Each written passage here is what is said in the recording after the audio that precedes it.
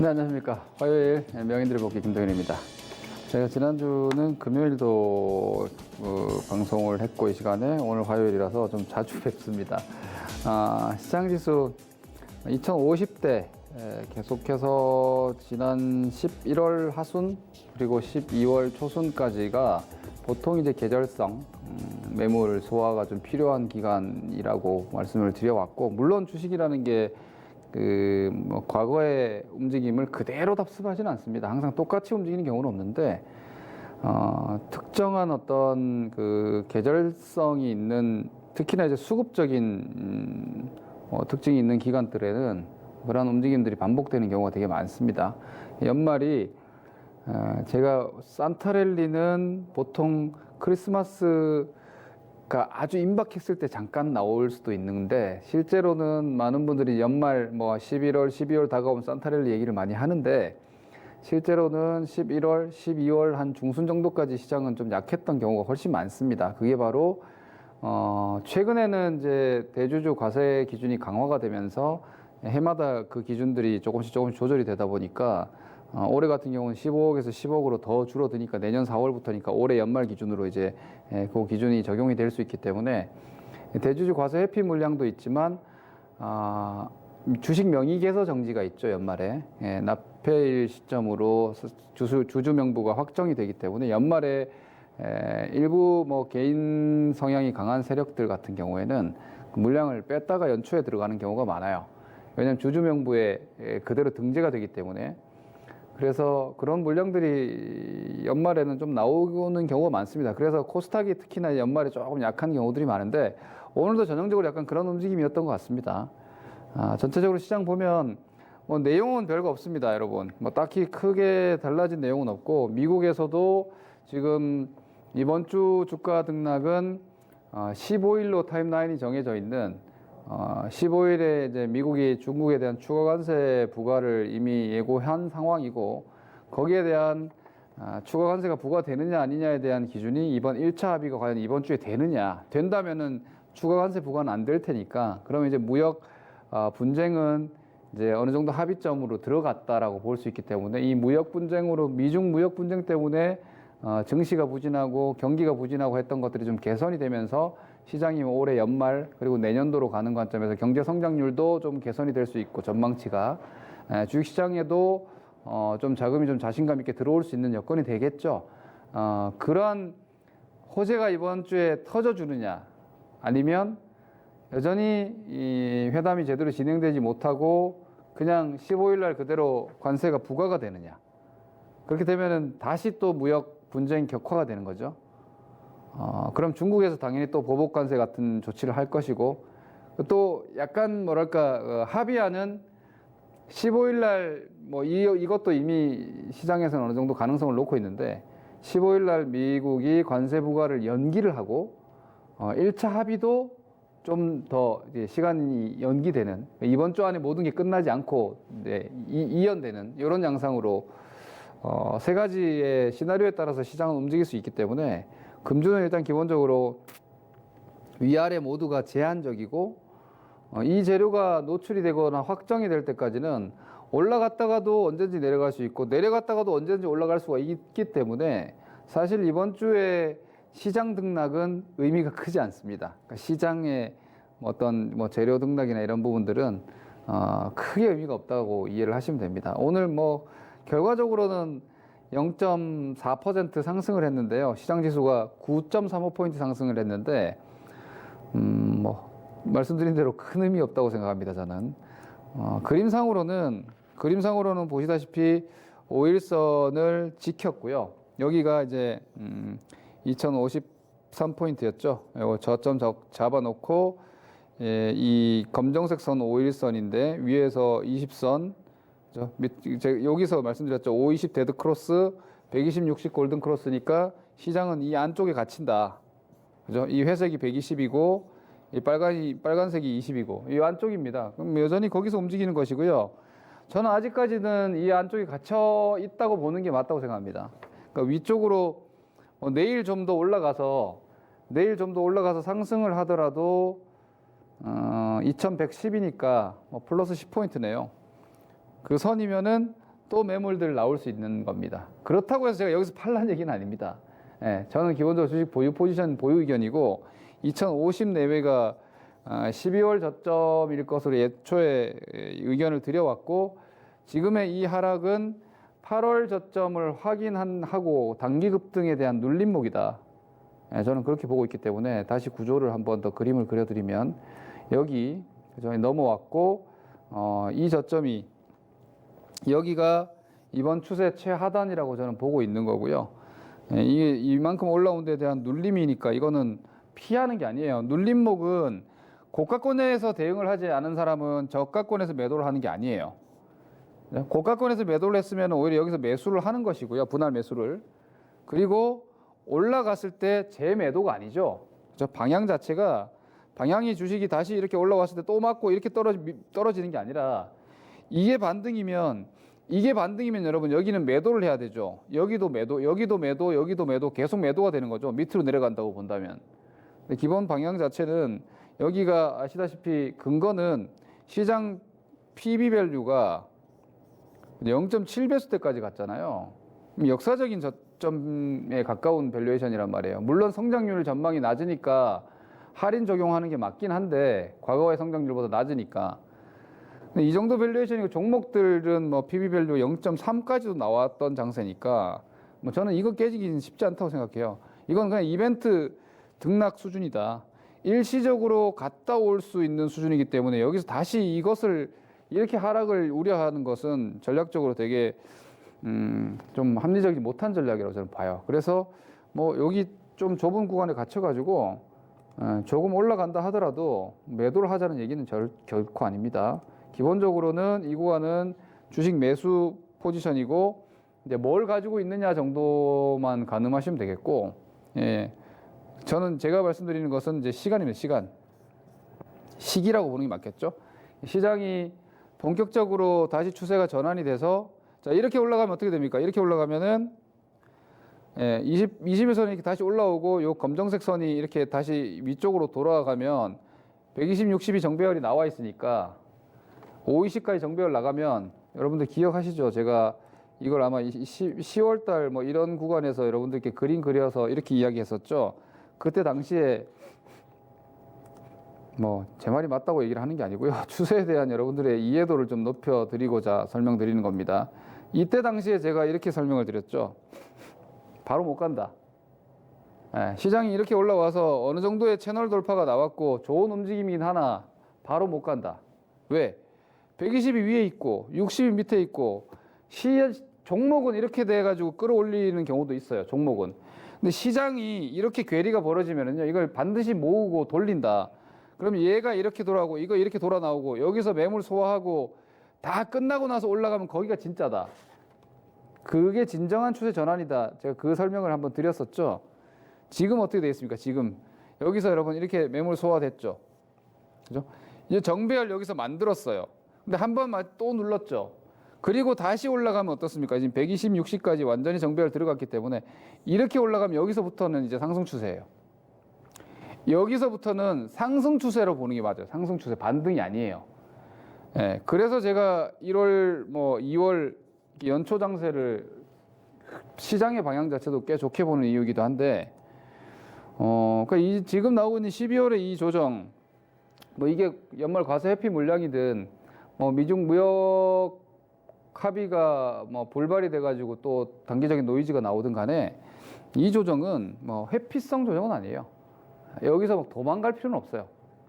큰 구조로는 이렇게 보시고요. 그래서 지금은 이번 주는 좀 올라도 사실 아직까지는 뭐 출발했다, 시작한다, 다시 올라간다고 보기 좀 부족하다는 거죠. 타이밍이.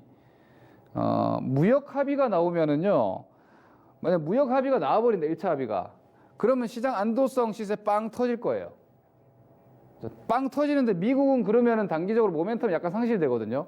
그럼 여기서 살짝 쉬겠죠. 근데 거기서부터 이제 스타트예요. 만약 그렇게 되면은. 왜냐하면 미중 무역 합의는 지금 현재 시점에서는 미국보다는 중국을 포함한 이머징 쪽에 더 큰 호재가 돼요.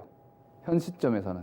그럼 우리 시장, 미국이 그걸로 인해서 좀 쉬더라도 우리 시장은 중장기적인 전환이 될 수 있고, 거기서 이제 산업재나 경기 민감주 이런 것들로 순환이 나올 수 있으니까 그런 부분들도 여러분들이 현재 상황에서 좀 살피고 계셔야 됩니다. 성장주가 지금 현재 주도적인 움직임을 가져가고 있지만 무역 합의가 확실해지는 상황이 됐을 때는 지금 많이 할인받고 있는 경기 민감주들, 대형 경기 민감주 저평가주들 그런 쪽으로 순환매가 중기적으로 한번 쫙 돌 수 있습니다.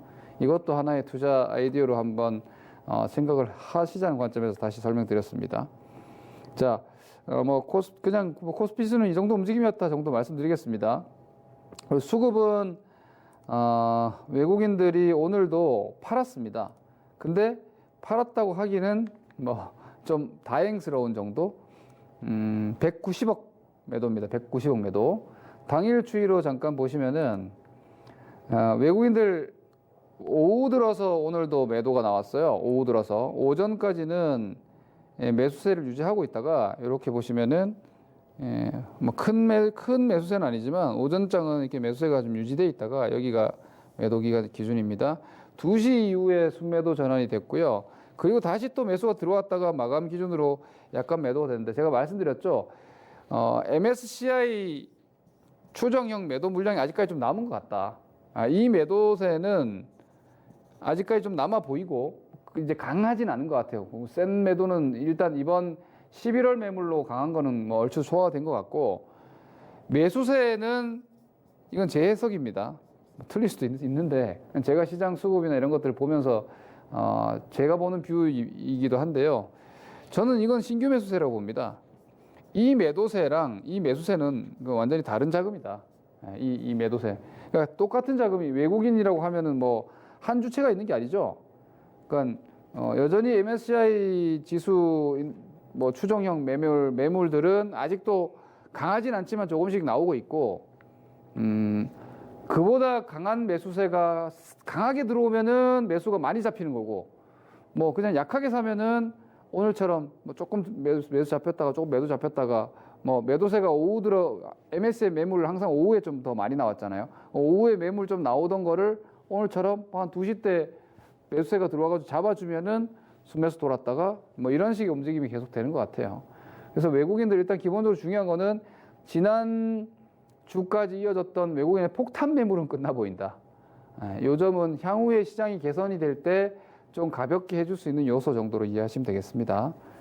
그렇게 일단 수급은 특징적으로 그런 정도로 보시고, 이번 주에도 쿼드러플 만기가 있기 때문에 MSCI 연동 매물이 만기에 또 한번 확 정리가 될 수도 있는 겁니다. 금주는 여러모로 월요일 시세도 화요일 시세도 수요일 시세도 목요일 만기 시세도 다 오늘 올라간다고 내일 올라간다는 보장이 없는 장이에요. 금주는 어쩔 수 없어요. 이 불확실성이 2년 동안 끌고 왔던 무역 분쟁이 여기서 어느 정도 봉합이 되느냐 아니냐에 대한 그 어떤 타임라인이기 때문에 이번 주는 제일 좀 뭐지? 약간 또 이 관점으로 가야 되나? 이게 이제 관세 부과가 연기되면 약간 안도성 투자 심리는 나오겠지만, 관세 부과가 연기된다는 건 협상 역시도 지연된다는 거니까, 그러면은 또 해 넘어가겠죠. 1차 합의안이. 그러면은 주식시장에는 무역 분쟁 관련한 이 재료가 거의 상수로 계속 따라가는 게 돼요. 그러면은 이제 매수세나 혹은 대형주의 움직임이나 이런 쪽은 여전히 좀 제한적일 거고, 성장주 위주의 그러니까 시장의 어떤 방향성이나 경기에 대한 관점보다는, 즉 탑다운형 포지션보다는 이 바텀업 개별적인 성장이나 산업 쪽으로 여전히 베팅을 유지하는 상황이 될 거고, 저는 그래서 무역 합의 여부에 따라서 종목 섹터별 움직임도 좀 변수가 있을 수 있다고 생각을 합니다. 이 무역 합의가 1차적으로 완전하게 이루어지면 지금 이 바텀업 관점으로 그 개별 성장으로 물론 움직이겠죠. 앞으로도 예를 들어서 내년도 폴더블 쪽이나 휴대폰 쪽이나 혹은 OLED 삼성 투자나 이런 것들은 살아 있어요. 비메모리도 살아 있고. 근데 그것만 보이던 시장이 이제 미중 무역 합의가 되면은 이제 경기에 대한 좀 더 회복 기대감, 글로벌 교역량 회복 기대감, 중국의 고정자산 투자나 산업 생산 회복 기대감, 중국의 수출 회복 기대감, 우리나라 중간재 수출 기대감, 이런 것들이 들어와 버리면서 국내 대형 경기주 쪽의 움직임이 같이 나오면 자금이 그쪽으로 이동할 거 아니에요. 일부가. 그랬을 때는 그런 어떤 개별 IT 성장주만 보이던 시장의 종목 뷰가 조금 바뀔 수 있다.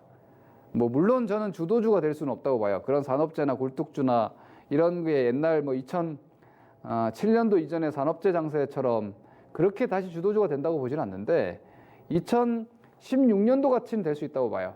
예를 들어 포스코가 15만 원에서 중국 철강업황 개선되면서 중국 경기 회복 기대감 나오면서 포스코가 15만 원에서 뭐 30만 원 이상까지 가고 그 정도 시세는 가능성이 내년도는 있을 수 있으니까 지금 막 너무 IT 막 이렇게만 보실 게 아니라 미중 무역 합의가 된다라면은 좀 전통주나 오히려 개인 투자들이 지금 별로 관심이 안 가진 쪽에서 역습이 나올 수도 있다. 예, 거기에 대해서도 좀 준비나 공부를 좀 하고 계실 필요가 있다는 거죠. 예, 요 정도는 제가 그렇게 보고 있기 때문에 말씀드리는 겁니다. 당장 그걸 사시라기보다는요, 뭐 저평가 종목들이 많으니까 사도 되는데, 만약 그런 움직임이 확정적으로 나온다면은 시중의 유동성이라는 게 지금 제한적이잖아요. 주식시장에 돈이 막 몰려 들어오고 있지 않으니까 IT 성장주도에 움직이고 있던 장세가 만약에 대형 산업재 쪽에 대한 어떤 경기 기대감으로 유동성이 움직여버리면 이쪽은 상대적으로 좀 약해질 수가 있고 그런 것들 내가 가진 종목들의 수혜냐 피해냐 같은 것도 한번 체크를 하시면서 이번 미중 무역 합의 여부 체크가 이번 주에 좀 돼야 되지 않을까 싶습니다. 요거 좀 말씀드렸고요. 종목들을 좀 보면은 지금 삼성전자는 뭐 오늘 뭐 보합권 등락이라고 할 수 있습니다. 플러스 0.5 갔다가 마이너스 0.5 갔다가 뭐 그 정도 수준에서 왔다 갔다 했는데 결국은 지수하고 거의 대동소이합니다. 21선에 걸려 있고 밑에 61선이랑 5일선 안쪽에서 이렇게 딱 좁게 모여 있습니다. 여기서 이제 위로 좀 더 가느냐 아래로 다시 또 살짝 내려오느냐 정도인데 이건 지수랑 같이 움직이겠죠. 근데 위로 좀 더 갔을 때 뭐 폭등은 아니다. 기본은 21선 이렇게 꺾여 있는 상태에서 올라오면은요. 21선이 여기 안에 들어가니까 이게 내려오는 동안 21선이 바로 안 돌아가거든요. 그러면 뭐 당분간 박스 되겠죠. 삼성전자랑 지수는 뭐 그런 정도의 관점. 하이닉스도 비슷합니다. 보시면 되겠고 오히려 IT 쪽은 삼성전기나 삼성전기 같은 경우에도 뭐 전자재료 같은 경우에 휴대폰 부품 쪽도 그렇고 뭐 여러 가지 모멘텀들이 지금 있죠. MLCC 회복 기대감도 있고 그리고 LG전자도 마찬가지입니다. 그러니까 결국은 지금 장기적인 성장 플랜은 뭐 IT 기술 전기전자 기반이고 뭐 인터넷 기반이고 통신 기반일 수밖에 없지 않습니까, 여러분? 시대 요구가 시대 상황이 뭐 상품의 시장이 아니잖아요. 지금 상품의 세상이 아니에요. 지금 예를 들어서 2003년도부터 시작됐던 중국의 산업화 장세는 그때는 상품의 시대였어요. 뭐 모든 소재 섹터 주식들이 뭐 사상 최고가가 나오고 경기가 너무나 그쪽이 좋고 중국이 엄청나게 고속으로 산업화가 이루어지고 도시화가 진행되면서 뭐 석유화학 소재, 철강 소재 뭐 이런 종목이나 산업이 뭐 엄청난 부흥기였잖아요. 지금 그런 세상이 아니에요. 미중 무역 합의가 돼가지고 어느 정도 좀 웅크려 있던 게 조금 꽃을 피울 수는 있지만 중국 같은 경우에도 이제는 뭐 6%대 이하까지도 성장률을 고착을 생각을 해야 되고 도시화가 이만큼 진행이 돼 있고 뭐 미개발 쪽 뭐 도시화나 산업화가 가능한 인도는 속도가 너무 느리고 여전히 4차 산업의 기반은 통신, IT, 뭐 기술 기반이니까 그쪽이죠, 결국은. 그러니까 소외돼 있던 가치주 쪽에서도 최소한 전기전자 쪽, 삼성전기가 바닥에서 8만 원대에서 지금 이미 12만 원까지 올라왔어요. 얘네들 낙폭과대주였잖아요. 아시다시피 삼성전기도 상당히 낙폭이 컸고 밸류 매력이 컸던 종목이고 LG전자도 마찬가지죠. 지금 올라온 LG디스플레이도 마찬가지고 지금 가만히 보면 소외주들도 다 IT 위주로 일단은 먼저 움직이고 있어요. 이게 지금 LG전자의 모습이고 LG디스플레이도 마찬가지죠. LG디스플레이도 지금 뭐 말도 안 되는 주가까지 내려갔다가 디스플레이 업황 안 좋고 LCD 안 좋다고 해서 근데 이제 또 회복 기대감 이것도 마찬가지 턴어라운드니까 그러니까 싼 주식이 올라오는 것도 결국은 지금 IT 쪽이란 말이에요. 그러면은 결국은 내년에도 성장, 그러니까 주도주는 원래 성장이에요. 주도주는 그러니까 올해 뭐가 좋을까, 내년에 뭐가 좋을까 이게 주도주니까 지금 뭐가 좋으냐 이게 주도주니까 결국은 장기적인 성장 플랜은 IT 위주가 맞는데 앞서 말씀드린 대로 기저효과라는 게 있다는 거예요. 지금 산업재나 철강 화학은 제가 별로 좋게 보진 않는데 뭐 철강주부터 해서 기계주, 뭐 증권주도 포함될 수 있어요. 증권 시장이 상당히 오랫동안 침체였으니까. 뭐 이런 쪽이 이제 좀 이제 좀 숨 좀 쉴만하겠다. 이게 뭐예요? 이게 이제 최악을 빠져나온 턴어라운드 기대감이잖아요. 그런 쪽도 지금으로서는 좀 가능성이 있어 보입니다. 기계주 쪽에서 뭐 건설주 같은 경우에도 그렇고 조선주도 좀 움직임이 있으니까 그런 점들 참고 좀 해보시고요. 바이오주가 예전 같으면은 움직임이 연말에 좀 약하고 내년 연초에 대한 기대감 같은 게 좀 있을 만한데요. 제가 바이오는 좀 재밌는 현상이 지금 있는 것 같아요. 젠백스가 이번에 2차 임상 성공해가지고 급등을 할 때, 제가 지난 금요일도 말씀드렸지만, 젠백스가 급등을 할 때 HLB가 빠졌습니다. 그죠? 이걸 제가 같이 한번 보여드릴게요. 이렇게 보시면은, 이게 밑에가 젠백스거든요. 이 젠백스가 무려 이틀 동안 상한가를 치는 이렇게 바이오 쪽에서 특히나 물론 3임상이나 이건 아니고 임상 성공에 대한 모멘텀으로 이렇게 급등을 하는데 똑같은 임상 모멘텀을 갖고 있고 라이센스 아웃에 대한 기본적인 기대치를 같이 갖고 있는 뭐 HLB 같은 게 오히려 이 구간에서 하락했어요. 참 특이한 현상인 것 같습니다. 그동안 근래 한 3, 4년 내에는 이런 현상이 없었는데 최소한 저렇게 뭐 하나 이렇게 제대로 나와가지고 이 정도 급등해주면 주변 바이오주들이 좀 같이 이렇게 올라가주는 움직임 나왔었어야 되는데 오늘은 또 재밌는 게 오늘은 또 HLB가 오히려 플러스 4.5%나 반등을 했어요. 많이 떨어지다가. 근데 오늘 젠백스는 또 마이너스 13%나 떨어졌어요. 예, 바이오주들의 뭐랄까 확장성이라 그래야 될까? 시세가 어느 하나가 움직였을 때 다른 데 불이 막 옮겨 붙는 이 시세 전이 강도나 이런 것들이 좀 약해졌다. 이거는 근래에 제가 볼 때는 연말 연초 장세를 본 바로는 바이오주들의 연계성은 지금 제일 약해진 것 같습니다. 같은 업종 섹터 내에서 연계성이 약해졌다는 건 에너지가 그만큼 좀 약해져 있다는 거니까. 물론 바이오 제약주 물려 있는 분들 여전히 많으시겠지만 특히 신규 매매하거나 이런 분들 이러한 상황도 좀 체크하시길 바랍니다. 그 외에는 뭐 코스닥 연말 매물들 예를 들어서 5G 관련주들 움직이다가 오늘 또 약간 쉬었고요. 이게 지금 뭐 KMW 4% 빠졌죠. RFHIC 빠졌죠. 덕산 네오록스 OLED 소재 같은 것도 지금 아직까지 또 좀 올라가나 싶으면 계속 매물 나오고 있죠.